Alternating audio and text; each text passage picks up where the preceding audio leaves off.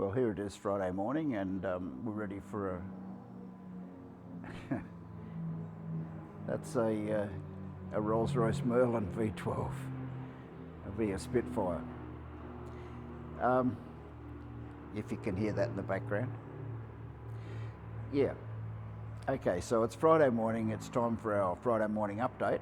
Not that there's much of an update, and next week's going to probably be even a little bit lighter as well.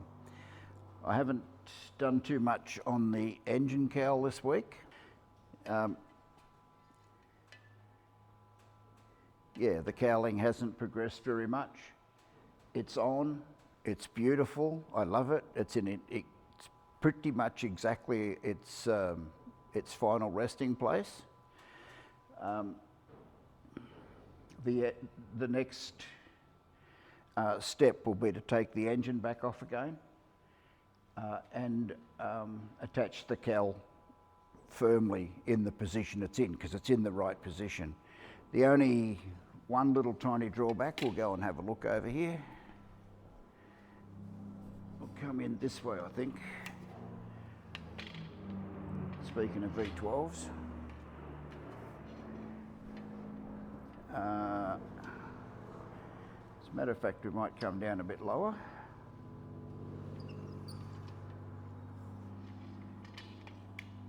I'll get you, that's better. There's a small air show on tomorrow, and obviously that'll be some of the practice. This is one of my issues here, that this exhaust pipe is actually too close to the cowling. But the cowling's in a nice place, it's in the right place. So what I intend doing is making some sort of a relief in the cowling so that there's still a gap. There's not even, I can't even put my finger in there. There's not enough gap, not enough room for that. So, and if I do one side, I might as well do both. So yeah, there'll have to be a couple of reliefs put into this cowling. And there's room on the inside. There's not, there's no equipment on the inside that's going to be held up by it. So, yep. Should go and watch the air show instead. So that's the next, that'll be next week's job, maybe when I get back. Today's job is still doing, I'll get you set back up again.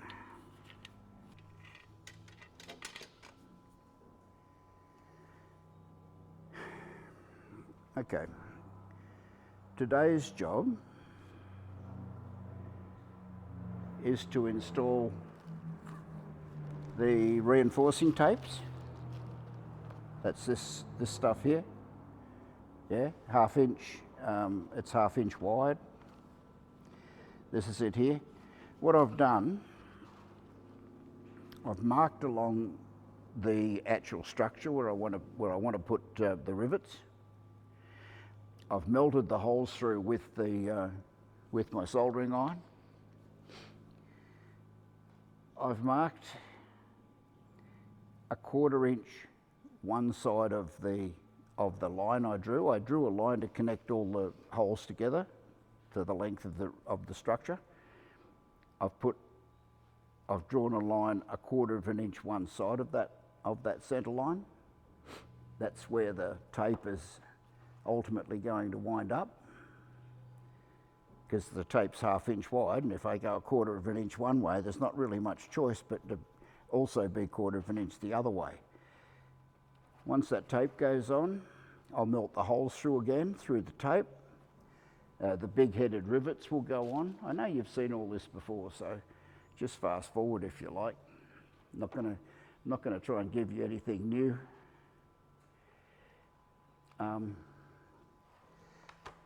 Once that's done and all attached properly and riveted and everything else, then a tape will go over the top of the whole shooting match.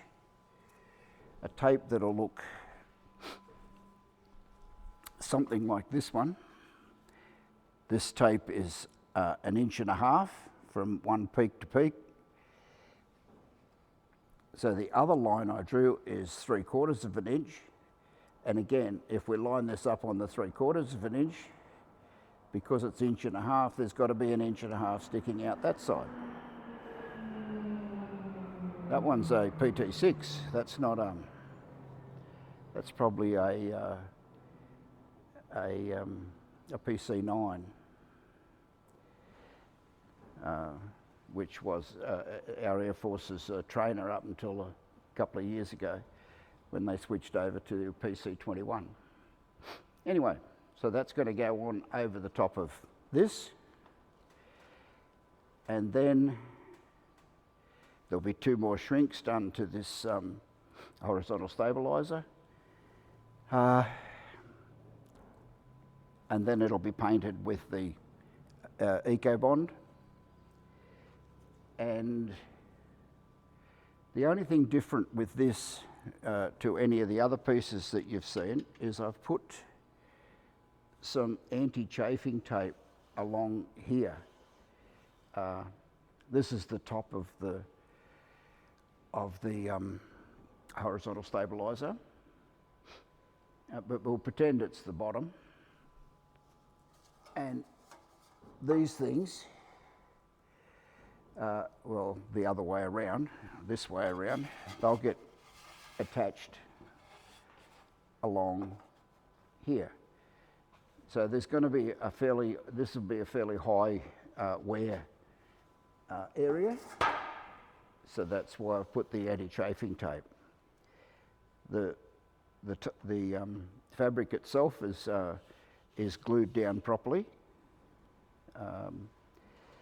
but it may suffer some damage by putting that cowling, those fairings, putting them on and off and on and off and on and off over the life of the aeroplane could damage the fabric in this area. So I've put this anti-chafing tape on, and I'll glue it down as well.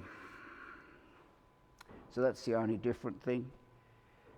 Yeah, not very interesting, but that's what'll happen. Once this tape is on,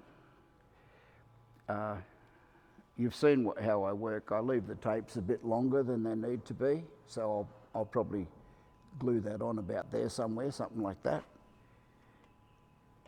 And if you can see where it is, it is too long here. I will cut it off with straight scissors. I don't want pinking. And then this is pinked 3-inch pinked tape. It will either that or 2-inch will go around.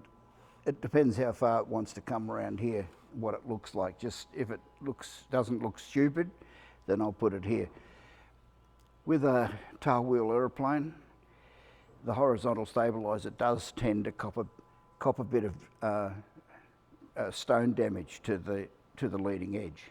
So I want to put something on there that'll support it. This is the medium grade. This is the medium grade pinked tape, and this is the medium grade fabric. So they actually match. Nothing's changed in the paint shop. I think I had the ailerons done last week in last week's update. They haven't progressed, and of course the wing and the rudder haven't progressed at all either. I did do some work on the Renegade. Renegade suffered a failure, and I really want to sort it out before I go making too many announcements, because I'm still not 100% sure what caused it. But something actually came adrift inside the rotor and stator for power generation and the ignition system. I changed the magneto, I guess you'd call it, rotor. There was a piece missing out of, it's what I'm calling a harmonic balancer. It's a heavy little thing that you could probably call flyweight as well. But Rotecs call it a hydraulic something or other. So it's probably serves some sort of a cross between a flywheel and a harmonic balancer. Well, it had a piece missing out of it. I'm not sure if it was the result of something coming adrift, or whether it actually came adrift and caused the damage. But anyway, I want to do more work on that, and then we'll try and make a video on that, hopefully in the next couple of weeks, because I want the aeroplane back up and running again. I miss it. Doesn't matter at the moment because it's probably too windy outside, most likely to taxi it. Ground handling in a little tiny light aeroplane can be great fun when there's a lot of wind. So I'm not missing anything just at the moment, but pretty soon there'll be still days and warm temperatures, which is sort of what it's built for. It really loves it. So anyway, that's it for the update.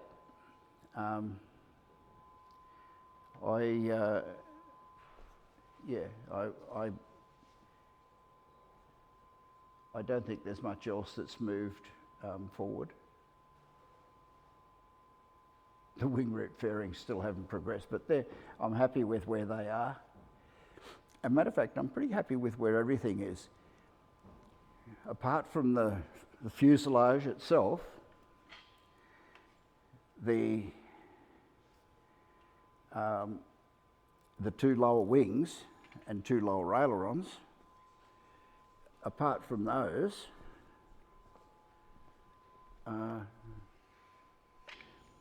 the only other outstanding bit for fabric covering is the elevators. And they're ready to cover. I haven't done it yet. That's as simple as that. So it's progressing, and I'm happy. I'm happy with how it's going. So anyway, that's it, and I'll catch up with you again next week. Take care, and have a really lovely weekend with whatever you get up to. Obviously, aviation related. Bye now.